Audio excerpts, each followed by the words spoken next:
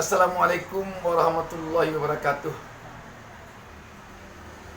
Jumpa lagi dengan saya, Bustami Narda. Saya pada kesempatan awal pembicaraan kita ini mohon kepada penonton YouTube Bustami Narda kiranya berkenan menonton ini, karena ini sangat-sangat penting rasanya bagi kita. Sangat-sangat penting. Dan syukur-syukur penonton berkenan untuk melakukan subscribe. Saya ucapkan terima kasih. Begini penonton sekalian, saya baru saja beberapa menit yang lalu menonton siaran yang pernah ditayangkan di salah satu televisi swasta tentang seorang Kapolda yang pembicaraannya, yang buat tuturnya sungguh sangat menyentuh, sehingga saya sulit melukiskan dengan apa saya gambarkan pembicaraan seorang Kapolda berpangkat Irjen yang di luar perkiraan saya.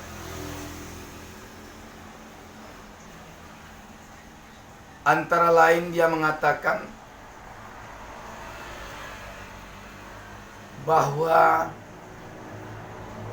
pangkat, jabatan, kekayaan bagi beliau letaknya di tangan.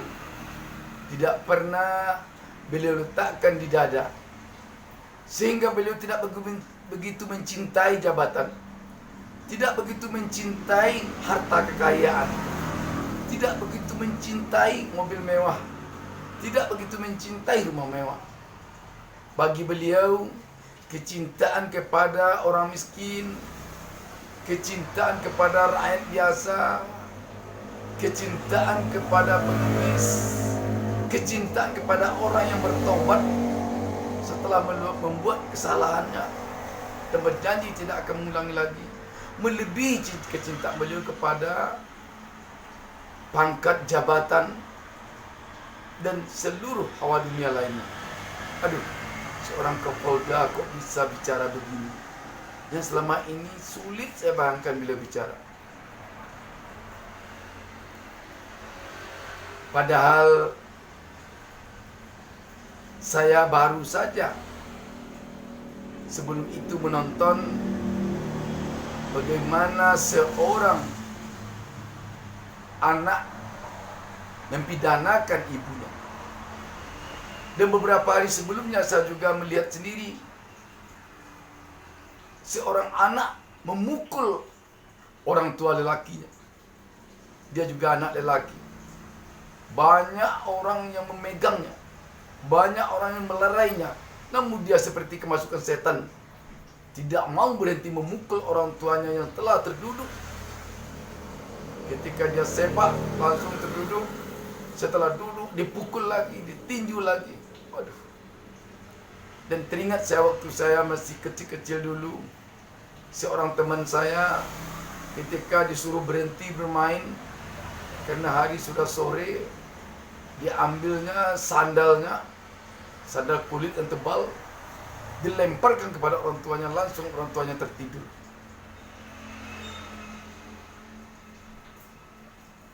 Dengan demikian, ketika saya coba merenungkan bagaimana seorang Kapolda,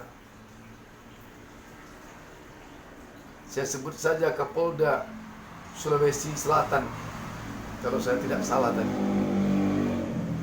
namanya Pak Umar, yang bisa berbuat seperti itu. Dan ini mungkin bisa contoh bagi kita, contoh bagi saya, bagaimana seorang pejabat yang tidak sombong, bagaimana seorang pejabat yang mengaku merasa tidak ada jabatan, seperti dia di kampung dulu juga katanya, pernah mencangkul sawah, pernah memotong rumput untuk makanan sapi. Dan dia tidak segan katanya mencium kaki seorang tukang sampah, walaupun kakinya itu mungkin kena kudis. Kalau dia merasa bersalah kepada orang itu hati kecil dia menyebutkan itu. Dan apa yang dikatakannya itu sudah terbukti dilaksanakannya. Bagaimana dia pernah menggali kubur istri anggotanya yang meninggal.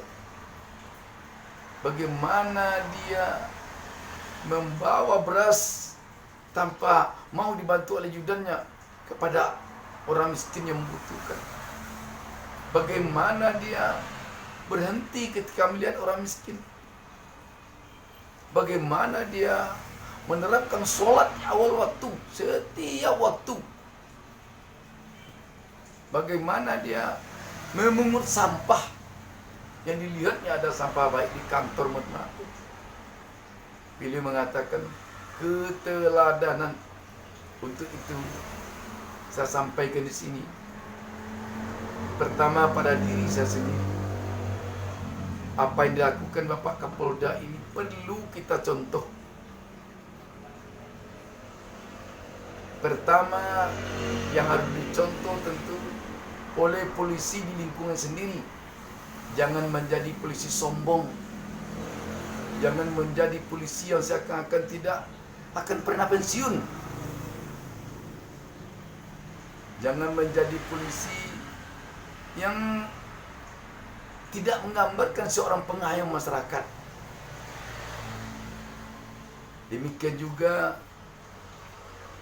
jangan menjadi polisi yang suka menyakiti hati masyarakat, yang suka menzalimi masyarakat. Jangan. Tirulah Bapak Kapolda ini. Tidak jauh menirunya. Tiru. Demikian juga kalau menjadi seorang pengusaha, jadilah pengusaha yang rendah hati. Jangan sombong karena kita punya kekayaan berhasil jadi pengusaha. Jangan sombong karena kita merasa hebat. Jangan sombong karena kita keenakan menipu orang dan lain sebagainya. Kalau kita menjadi pelayan masyarakat di kantor-kantor ASN, di kantor bupati, di kantor wali kota, di kantor gubernur, di kantor camat, di kantor lurah, di kantor kepala desa, dan di kantor-kantor lainnya, jadilah pelayan masyarakat. Jangan sombong karena kita pejabatan. Jangan sombong karena kita pakai baju seragam. Jangan. Tidak ada gunanya sombong itu. Saya suatu kali pernah ditanya oleh seorang tukang bersihkan kebun di suatu kantor dulu. Bapak, kok Bapak mau negur-negur kami? Nanti Bapak tidak seperti pejabat lain yang tidak mau, yang kalau ditegur gitu aja. Bapak mau negur kami. Kenapa Pak? Saya bilang, saya ini anak orang kampung, anak orang desa, anak orang yang tidak pernah sekolah, orang tuanya kedua-duanya sekalipun. Kok sombong saya? Waduh, gimana Allah marah kepada saya. Tidak ada bedanya tukang sapu dengan pejabat, nyawanya sama besar. Tangannya sama dua, kakinya sama dua, matanya sama dua, kepalanya sama satu. Cuma mungkin kesombongan dalam kepalanya yang beda-beda. Itu. Kalau Anda jadi seorang wakil rakyat, apalagi wakil rakyat, jangan sombong. Mentang-mentang kita wakil rakyat, kita sombong. Ingat, 5 tahun hanya kontrak Anda. Pejabat negara itu kontraknya hanya 5 tahun. Sama dengan pegawai kontrak yang dikontrak 5 tahun, 5 tahun. Tak lebih dari 5 tahun. Kalau jadi gubernur, jadi bupati, jadi wali kota, itu kontraknya 5 tahun, paling lama 10 tahun. Sudah lama itu. Sudah itu Anda akan jadi rakyasa. Kalau sombong Anda selama itu, Nanti sekian puluh tahun Anda akan diingat orang sebagai gubernur sombong, bupati sombong, wali kota sombong, dan lain sebagainya. Kalau jadi wakil rakyat sombong, Anda akan diingat orang terus wakil rakyat sombong. Tiulah Bapak Kapolda ini, saya memang terinspirasi sekali. Demikian juga kalau Anda sudah disekolahkan oleh orang tua Anda dari SD, SMP, SMA, terus sederajat sampai ke perguruan tinggi, jadi sarjana, jadi S1 sampai S2 sampai S3, sedangkan orang tua Anda tidak tamat SD. Jangan sombong kepada orang tua sehingga mentang-mentang kita kuliah di Fakultas Hukum ingin pula membawa orang tua ke pengadilan. Jangan. Ingin pula melaporkan orang tua ke polisi karena kita tahu hukum. Jangan. Jangan. Jangan. Sedikit saja orang tua sedih hatinya kepada seorang anak, sebesar apapun kesalahan orang tua, anaknya akan melarat. Percayalah. Jadi sekolah tinggi Anda jangan Anda jadikan parang yang Anda hadapkan kepada kedua orang tua Anda. Jangan. Jangan lakukan itu. Sedangkan orang tua membawa kita ke jalan ketakwaan, kita tidak boleh melawan kepada orang tua, tapi tolak dengan cara halus, dengan cara sabar.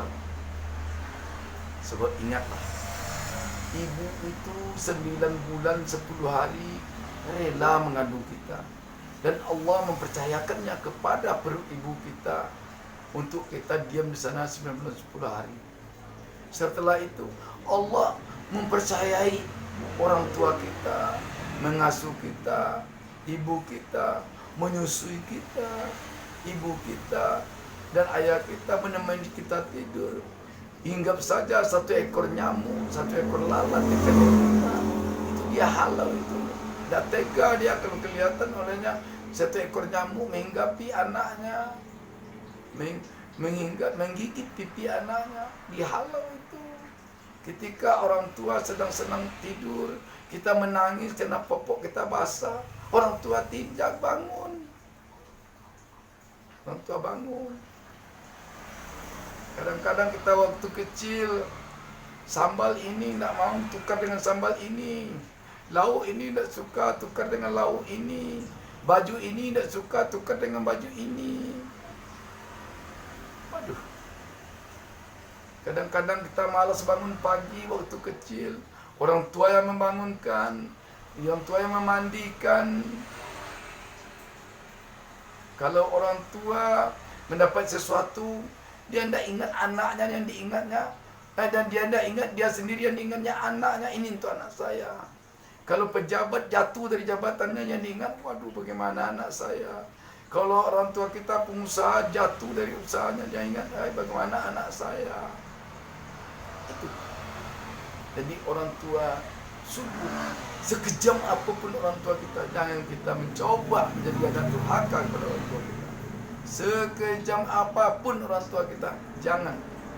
Tidak ada alasan untuk melawan orang tua seorang. Tidak ada alasan untuk durhaka kepada orang tua bagi seorang anak. Belum ada yang kita temukan dalam kitab suci Al-Quran bahwa seorang anak boleh meninju orang tuanya kalau orang tuanya begini. Seorang anak boleh memukul orang tuanya kalau orang tuanya begini. Seorang anak boleh mempidanakan orang tuanya kalau orang tuanya begini kesalahannya. Belum ada. Belum ada. Sebab seorang ibu dan seorang ayah adalah manusia yang dipercayai oleh Allah Subhanahu wa taala menitipkan kita. Menitipkan kita. Itu. Karena itu mari kita contoh Bapak Kapolda tadi. Mari kita contoh. Dan berulang kali saya sampaikan, atau sekali lagi ingin saya sampaikan, Pak Polisi, contohlah Bapak Kapolda ini. Contohlah Bapak Umar ini. Benar-benar dia tidak sombong. Dia tidak bangga dengan baju polisinya. Dia hanya puas kalau dia menjadikan baju polisinya bisa membantu orang, bisa menolong orang, dan sekali-kali tidak menyusahkan orang atau menyusahkan rakyat. Bapak Kapolda ini saya lihat sadar benar dia bahwa baju yang beliau pakai itu rakyat yang membelikan. Mobil yang beliau pakai itu rakyat yang membelikan. Rumah dinas yang beliau huni rakyat yang membelikan. Waduh, saya betul-betul terenyuh, betul-betul terpukau, betul-betul tersentuh mendengarkan buah tutur beliau. Sungguh,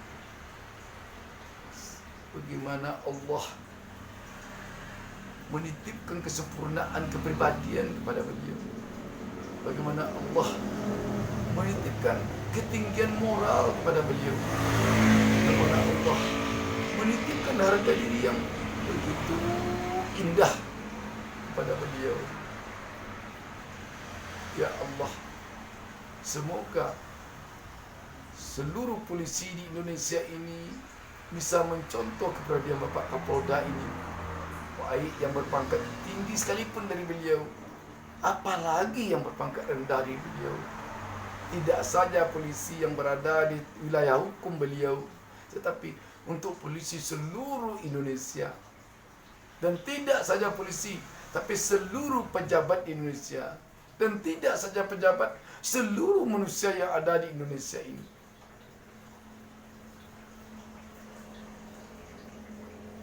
Rakyat sekarang butuh pejabat seperti Bapak Kapolda ini. Rindu pada pejabat seperti Bapak Kapolda ini. Kangen pada pejabat seperti Bapak Kapolda ini.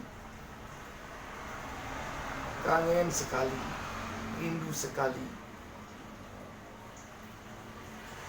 Semoga Allah memunculkan, melahirkan Bapak Umar yang lain, baik di kalangan Polri, di kalangan TNI, di kalangan birokrasi lainnya, di kalangan pejabat negara.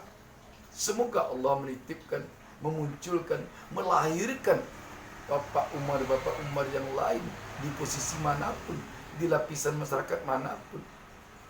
Karena rakyat sangat merindukan orang seperti Bapak Umar ini. Sulit saya menggambarkan, menyampaikan hal-hal lain, karena saya memang rasanya tersentuh sekali, sungguh sangat tersentuh sekali. Itu saja mungkin. Semoga ada manfaatnya bagi kita. Wassalamualaikum warahmatullahi wabarakatuh.